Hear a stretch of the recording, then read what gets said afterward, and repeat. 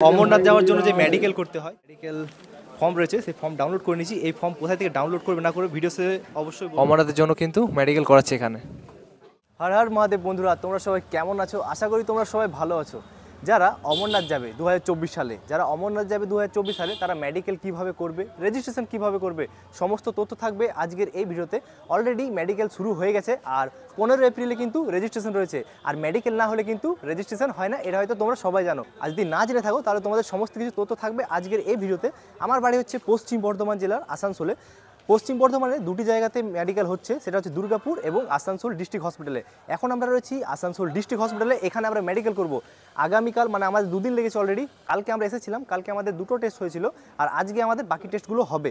সমস্ত কিছু তথ্য থাকবে আজকের এই ভিডিওতে। আর এখন পর্যন্ত যারা চ্যানেলটি সাবস্ক্রাইব করনি তারা চ্যানেলটি সাবস্ক্রাইব করো, লাইক করো, শেয়ার করো। তো চলো আজকে আমি তোমাদের প্রপার ইনফরমেশন দেবো যে মেডিকেল তোমরা কীভাবে করবে অমরনাথ যাত্রা 2024। সবার প্রথমে আমরা দেখে নেব অমরনাথ যাত্রার মেডিকেল সার্টিফিকেট কিভাবে আমরা ডাউনলোড করব। গুগলে লিখতে হবে অমরনাথ যাত্রা। অমরনাথ যাত্রা লিখে নিলাম। শ্রী অমরনাথজি সাইনবোর্ড প্রথমে যে ওয়েবসাইট আসবে সেখানে আমাদেরকে ক্লিক করতে হবে। এটা হচ্ছে অমরনাথ যাত্রার অফিসিয়াল ওয়েবসাইট। দেখে নাও, খুলে গেছে। 29 জুন মন্দির ওপেন হবে এবং 19 আগস্ট মন্দির কিন্তু বন্ধ হয়ে যাবে।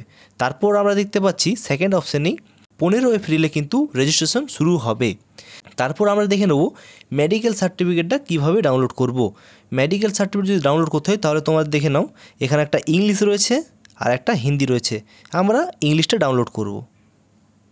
এখানে ডাউনলোড অপশান আসছে, ডাউনলোড করে নিলাম। এটা হচ্ছে মেডিকেল সার্টিফিকেট, দেখে নাও। এ হচ্ছে মেডিকেল সার্টিফিকেট। এখানে আমাদের কিছু করতে হবে না। প্রথমে নাম, বাবার নাম, address, date of birth, Aadhaar number, blood group এগুলো দিতে হবে। এখানে একটা ফটো দিতে হবে। আর বাকি এগুলো সব নো করে দিলে হবে। আর নিচে যেগুলো আছে সেগুলো সব ডাক্তারাই করবে, আমাদের আর কিছু করতে হবে না এগুলো। আমরা প্রথমত দেখে নিলাম অমরনাথ যাত্রার মেডিকেল সার্টিফিকেট কীভাবে ডাউনলোড করব। অমরনাথ যাত্রার মেডিকেল সার্টিফিকেট ডাউনলোড করে নেওয়ার পর আমরা ফর্ম ফিল আপ করবো। ফর্ম ফিল আপ করার পর এবার আমরা কোন হসপিটালে যাব এটা আমরা কিভাবে জানবো। এখানে দেখে নাও অপশান রয়েছে হেলথ সার্টিফিকেটের, এখানে আমরা যাব। আর আমাদেরকে দেখে নিতে হবে এগুলো সব স্টেটের নাম লেখা আছে। আমাদের সবচেয়ে শেষে আমরা পেয়ে যাবো আমাদেরটা ওয়েস্ট বেঙ্গল। ডাউনলোড করে নিলাম ওয়েস্ট বেঙ্গলটা, এখানে ডাউনলোড। এবার দেখে নাও এখানে মেডিকেলের প্রচুর নাম রয়েছে, কলকাতা রয়েছে, মানে কলকাতারগুলো রয়েছে। আর আমার বাড়ি হচ্ছে আসানসোল, আমারটা পশ্চিম বর্ধমান। এইখানে রয়েছে পশ্চিম বর্ধমান। পশ্চিম বর্ধমান দুটি রয়েছে, একটা রয়েছে পশ্চিম বর্ধমান দুর্গাপুর, একটা রয়েছে পশ্চিম বর্ধমান আসানসোল।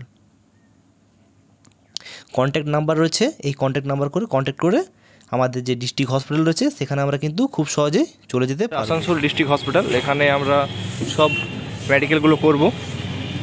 আসানসোল ডিস্ট্রিক্ট হসপিটালে যে নতুন বিল্ডিংটা রয়েছে, নতুন হসপিটালটা, এই দিকে যাব। এখানে কিন্তু আমাদের অমরনাথ যাত্রার যে মেডিকেলগুলো হচ্ছে সব এইখানেই হচ্ছে। দেখেন, এটা হচ্ছে আমাদের আসানসোল হসপিটাল, এটা হচ্ছে নতুন বিল্ডিং। আর এখানে কিন্তু সব রকমই ফেসিলিটি রয়েছে, তোমাদেরকে দেখাচ্ছি। আর হসপিটালে তো ভিডিওগ্রাফি অ্যালাউ থাকে না, তার জন্য হসপিটালের ভিতরে আমি ভিডিও করছি না। এখন আমরা দাঁড়িয়েছি অমরনাথ যাওয়ার জন্য যে মেডিকেল করতে হয় তার জন্য আমরা রয়েছি আসানসোল ডিস্ট্রিক্ট হসপিটালে। আর পশ্চিম বর্ধমানের মধ্যে আমাদের দুটি হসপিটাল হচ্ছে, সেটা হচ্ছে দুর্গাপুর এবং আসানসোলে। আর আসানসোলে অলরেডি আমরা চলে এসেছি। লাইন দেখে নাও, প্রচুর লাইন রয়েছে। এখন আমরা যাবো ডাক্তারের কাছে। আর আমরা অলরেডি এই দেখে নাও আমাদের যে মেডিকেল ফর্ম রয়েছে সেই ফর্ম ডাউনলোড করে নিয়েছি।